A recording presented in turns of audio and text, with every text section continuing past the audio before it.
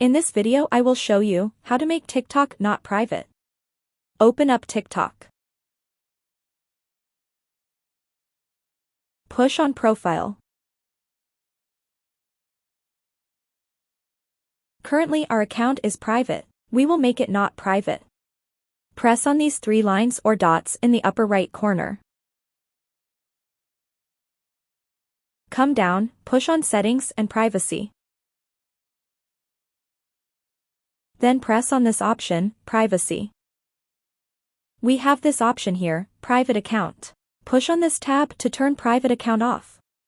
Then this red button, Switch.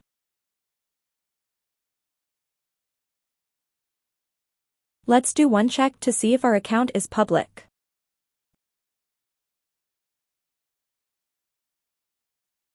Private account tab is now gone. And that's how you do it, guys. How to make TikTok not private.